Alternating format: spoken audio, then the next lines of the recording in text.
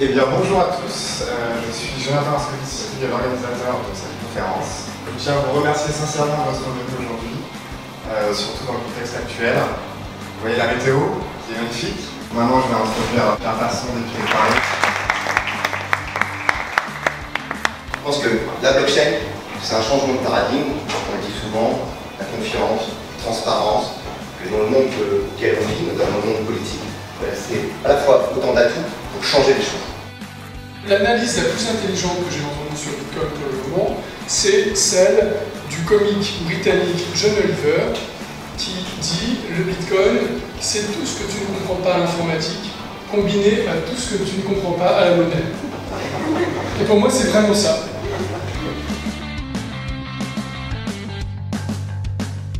Il y a vraiment une seule chose qui unit les bitcoiners, c'est, j'ai envie de dire, la curiosité et l'acceptation de renverser ces schémas habituels. Bitcoin réussit assez bien son opération parce que pour l'instant, c'est un système alternatif qui tient et qui peut-être perdura, j'espère, et qui montre qu'on peut s'organiser à grande échelle de manière alternative sur une question cruciale que celle de... J'interviens à la demande de l'organisateur sur le sujet, les idées reçues sur Bitcoin. Je crois que c'est là-dessus qu'on intervient. Et moi, ma spécialité, évidemment, c'est l'écologie, le Bitcoin et l'écologie, cette espèce de réputation qu'on veut faire à Bitcoin de catastrophe écologique. Voilà, ça m'intéresse toujours de répondre sur ce sujet-là, parce que je pense que je suis un des mieux placés pour savoir que c'est une idée qui est complètement fausse, voire ridicule, et puis j'ai des arguments pour expliquer pourquoi.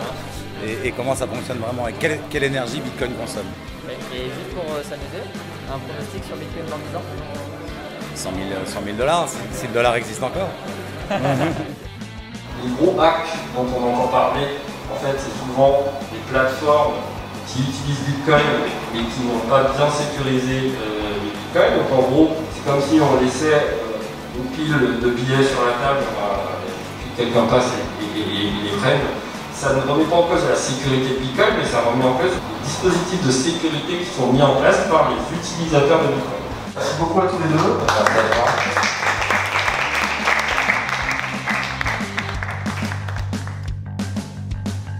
Pour les particuliers et les entreprises, les projections budgétaires ne sont pas garantes de l'avenir. Elles sont à la merci des aléas financiers, politiques, technologiques ou sanitaires. Et c'est pour cela qu'il est nécessaire d'économiser l'argent, de gonfler vos bad levels. Bitcoin est le bad level. Bitcoin est un nouveau système monétaire avec des atouts réels. Ce n'est pas une bulle spéculative. Je vois ma mère, par exemple, si je lui dis maman, je te livre des bitcoins sur ton wallet, elle va pas être bien. Elle va dire voilà, mais moi je comprends pas, ça me fait trop peur, etc. Elle, en revanche, elle va être capable de payer un service supplémentaire pour me dire ok, je te confie mes bitcoins, et c'est là où on va étendre le statut de PSN qu'on a vers de la custodie. Protéger sa vie privée, ça reste très important, et le système financier actuel va dans une direction où votre vie privée ne sera plus vraiment protégée. Donc Coin Control, c'est une des features qui est importante et qu'on vient de mettre en place. Et la deuxième feature qu'on annonce là, qu'on a annoncé nulle part ailleurs d'ailleurs, donc on l'annonce aujourd'hui, donc ça me fait plaisir de l'annoncer à Biarritz en France, parce que Ledger étant quand même une boîte française et Biarritz une région de cœur, c'est le full node. En fait, la possibilité de faire tourner son Ledger Live sur... D'un point de vue philosophique, nous, ça nous importe de le faire parce que c'est justement sur cet aspect de protection de vie privée, de liberté, où on pense que c'est important de bâtir des produits qui serviront aux gens demain, à vous, à tout le monde. Je vous remercie.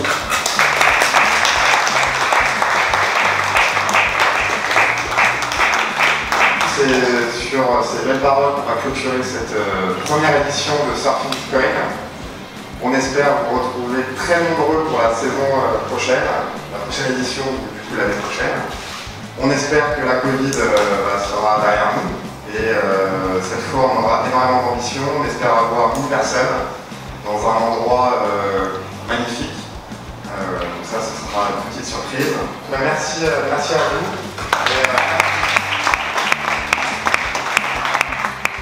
Oui, Ledger, on insiste en ce moment sur les features dites un peu maximalistes, notamment pour tout ce qui est protéger la vie privée de nos clients. Et donc il y a 2 features, il y en a une qu'on a déjà lancée, c'était Coin Control. Et là ce soir on vient d'annoncer qu'on va annoncer qu'on lance prochainement Full Node. Voilà. Ok, merci. Et juste une petite question comme ça pour le fun, Bitcoin dans 10 ans à ton avis c'est où? Tu me demandes une prédiction de prix? Alors on ne fait pas de prédiction de prix chez Ledger, jamais. Nous on est là pour assurer la sécurité et la facilité d'utilisation de vos crypto-monnaies. Et donc on ne prédit pas le prix, mais par contre on prédit un avenir radieux à Bitcoin. Et je pense qu'on a eu un panel assez varié, on a bien abordé les sujets qui sont quand même critiques à la France et à Bitcoin, surtout sur la régulation. Il y a quand même pas mal de travail qui va encore être fait. Donc je trouve ça absolument super. Et on avait des gens de vraiment tous les backgrounds, hein, aussi bien mineurs que développeurs. Donc ça c'est vraiment top. Bravo à toute l'équipe en tout cas. Je vais te poser la même question piège qu'à tout le monde. Bitcoin dans 10 ans, tu vois ça comment? Que ce soit en termes de prix ou en termes d'adoption? Dans 10 ans, je pense qu'on aura atteint un cap où toutes les banques vendront des bitcoins, auront des bitcoins pour leurs clients.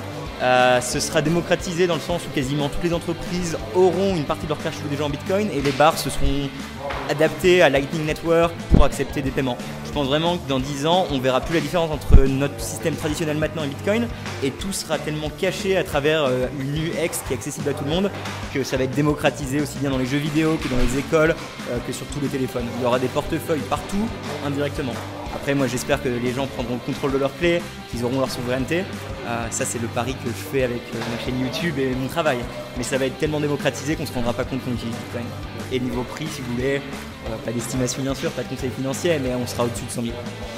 On est très content que tout le monde ait pu venir, que les gens soient motivés malgré la pluie, la tempête. Vraiment, Bitcoin va contre l'adversité. Là, il y avait tout était aligné pour mettre des bâtons dans les roues et Bitcoin survit toujours. On a réussi à faire cette conférence. On est super content. On est fatigué là quand même un peu. On voulait commencer un peu à déjà montrer que c'était possible de rassembler des gens pour parler que Bitcoin loin de Paris, qu'il y avait un vrai écosystème Bitcoin en France. Il y avait vraiment des gens qui bossaient sur le Bitcoin. Et nous, ce qu'on veut, c'est le démocratiser au plus grand nombre. Donc l'an prochain, on va peut-être faire ça sur un week-end. Peut-être un peu plus proche de l'été, parce que là, on n'a pas eu de chance sur le temps. Donc peut-être début septembre, une fois que les touristes sont partis, et peut-être faire un événement pro le vendredi, une conférence, et après le samedi, des workshops pour expliquer le Bitcoin de façon un peu ludique, comme tu fais si bien. En quelques mots, Stacking Sats, c'est quoi? C'est comment épargner facilement sur le Bitcoin. Donc on lance le plan épargne Bitcoin. Donc tu avais écrit un super article sur le DCA, donc le dollar cost averaging, de comment échéancer ses achats de Bitcoin, son investissement, qui est pour nous la solution la plus simple, la plus facile et la moins prise de tête. On voulait faire quelque chose de vraiment très accessible. Et là, c'est, comment dire, on aime bien dire que c'est le setup and forget. On va dire, tu mets en place ton plan épargne Bitcoin, tu mets en place ton virement récurrent, tu nous donnes une adresse de réception. Et automatiquement, dès qu'on reçoit tes euros, on t'envoie des Bitcoins. Et tu n'as pas besoin de regarder le prix du Bitcoin, tu peux aller faire toute ta vie. Sachant que je pense que dès qu'on rentre un peu dans le Bitcoin, dans les cryptos, on est sur les charts et tout ça. Et puis au final, ça te bouffe la vie. Enfin, si tu as envie vraiment d'en profiter, il faut que tu passes des heures et des heures. Si tu passes pas assez de temps, bah tu te fais rect, quoi. J'ai posé une question piège à tous ceux que j'ai interviewés. Okay. Toi, comme tu as l'honneur d'avoir créé tout ça, tu n'es pas obligé d'y répondre. Okay. Mais prix du Bitcoin dans 10 ans. Et la question pour sortir de ça, c'est Stacking Sats dans 10 ans. Où est-ce que ça en est? Où est-ce que, voilà, la vision? Alors, le prix du Bitcoin dans 10 ans, je n'ai aucune prétention à savoir où est-ce qu'il va aller le Bitcoin dans 10 ans. Je pense qu'il aura passé les 20 000, ça c'est sûr. Stacking Sats dans 10 ans, je sais pas, peut-être au Nasdaq. On va voir, non, on a plein de projets, donc là on voulait vraiment. Donc nous on est la première boîte à se lancer avec cet enregistrement de PSN. Donc on a tous nos confrères qui étaient déjà en activité avant la loi Pacte, qui doivent se mettre en conformité. Donc nous quelque part on a eu un peu la chance de construire Stacking Sats juste après que la loi Pacte ait été faite. Donc on avait un peu le framework de ce qu'il fallait faire. Donc on n'a rien eu à modifier de notre pipeline, on a tout construit là-dessus. Et du coup, l'aspect réglementaire nous tient à cœur, parce qu'on ne veut pas être des délinquants. Hein. Et donc l'idée c'est on a sorti quelque chose de très simple, on fait juste de la conversion euro-bitcoin. Et après l'idée c'est de rajouter des features, donc les fonctionnalités, donc déjà la conversion Bitcoin-Euro, donc le rachat de Bitcoin. Après la conservation de Bitcoin, l'envoi des Bitcoins par le Lightning.